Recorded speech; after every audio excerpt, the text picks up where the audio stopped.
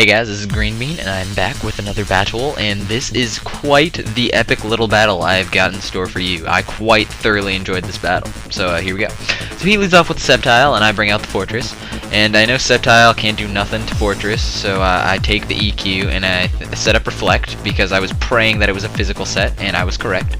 So now with Reflect up, that's going to force the switch on the Septile, and I'm going to throw down some spikes, and I see my worst enemy, Machamp, come out, because Machamp can put a big dent in my team, so I'm not quite sure what to do, but I pray that I can take another turn to set up spikes, and it bulks up, which is good and bad, because I also get up spikes, but it's getting stronger.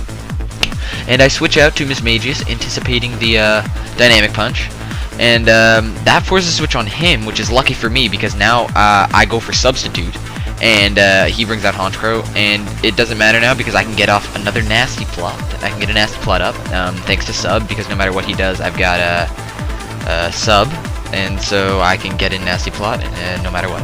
And so he uses Payback, and it's super effective, but I've got my Sub up, so I'm good to go. And I do a little damage calculation here, and I figured that one Thunderbolt with a nasty plot should be enough to take it out. And were my assumptions correct? Yeah, they were, because Big K goes big down. Oh god, I can't believe I said that. So yeah, get some lefties recovery, and he brings out Z. Now, this is interesting, because I didn't know what it had. I was hoping that like maybe it wouldn't have anything like super effective, but it has Shadow Claw. So I'm like, uh-oh, this isn't good.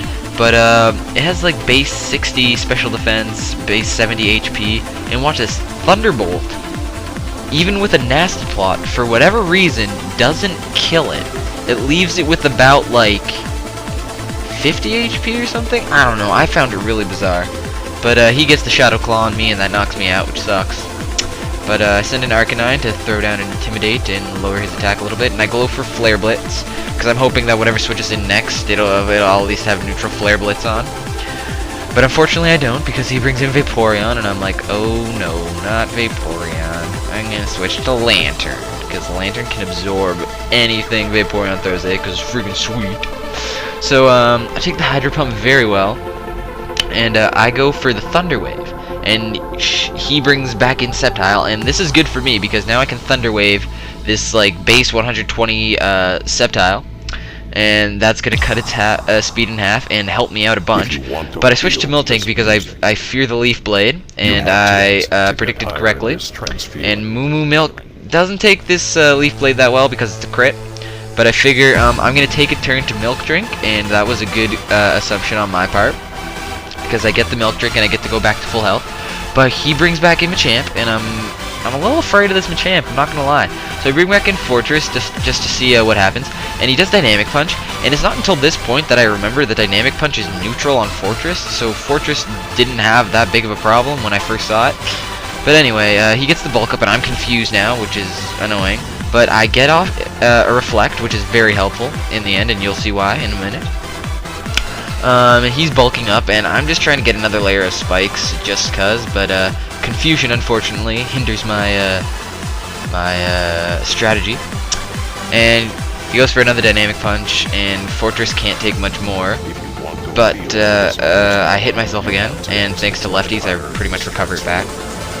And so I switch out because I don't want to stay in anymore, and I bring in Arcanine.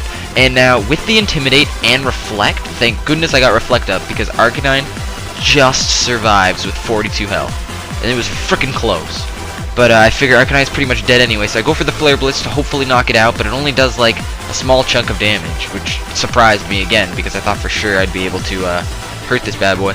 And now I bring in Fred, and I do something I don't normally do. I explode here, because I know Machamp's a big pain, so I want to take it out ASAP, and that leaves us both with 3 Pokemon, and I get a crit Explosion, which is good, because that's guaranteed the KO. And I bring in Miltank, and it's lucky call, because he brings in Septile. And I set up Stealth Rocks, because I know Leaf Blade can't do jack to my tank. And I'm correct in that assumption, because it's got like, it did like next to no damage. So I'm just Body Slamming here to try and get some damages on the Septile. And it's just Leaf Blading, and he pretty much lets me Body Slam it to death, because I don't think he wants to risk losing anything else. So yeah, that's pretty much what goes down here. I Body Slam him. And on a side note, this is one of the best battles I've had in a long, long time.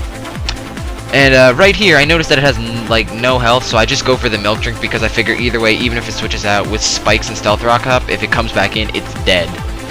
And he switches up for aerial ace here. I don't know why. It does like nothing, and I recover most of it back with lefties. Throw down the body slam and knock the leafy lizard out, which is sweet. He brings in Crusher, and I'm about to get some mad hacks here, which is good for me, bad for him. But he uses reversal, and I found it kind of odd because reversal had like he didn't have a low enough health for reversal to be effective. So I body slam, and I figure I'm just gonna leave Miltank in just to see what I can do. And he goes for Mega Horn and misses, and that's good for me. And now watch this. He goes for Mega Horn again, and I'm just praying, oh please give me the paralysis. Please give me the paralysis. Yes, I got the paralysis. And that means that next turn I can body slam him and knock him out with the speed advantage, and that's exactly what I do. Oh Miltank. Oh Miltank. So now he's down to his last dude, Vaporeon. And I need Moo Moo to live, so I switch out to my tank, to my Lantern. And Lantern absorbs this Hydro Pump very nicely, because that's what he does. And this is where things get a little interesting.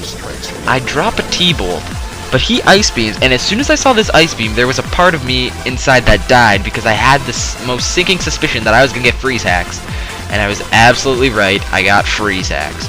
So I'm just trying to Dethaw and Thunderbolt him, and just pray that I unfreeze. And I think there's some kind of like weird thing where water Pokemon are more likely to freeze because they're water type. You know, like ice, water freezes into ice kind of dealio. Anyway. Then I thought of a most ingenious strategy. I was like, wait, Miltank has Heal Bell. Maybe I can luckily switch it in. And thank goodness I switch it in, Hydro Pump misses, and I get off my Heal Bell. But either way, even if Hydro Pump did connect, Miltank has so much HP that I can still live with like a nice little chunk of health left. So now I just go for the body slam to put down some damage, and I do a nice little chunky of damage. But Miltank served its purpose. Miltank goes down, takes the Surf, goes down. I'm fine with that, because now I can bring in my Dethawed Lantern. He goes for the Hydro Pump, not gonna do much, and I Thunderbolt and I knock him out. So very, very good game. No EVs. Very good battle. Best battle I've had in a long time, that's for sure. Got really close, down to the wire. So thank you all my viewers. I have 42 subscribers, which is awesome. Rate, comment, sub. Thank you. Enjoy your life.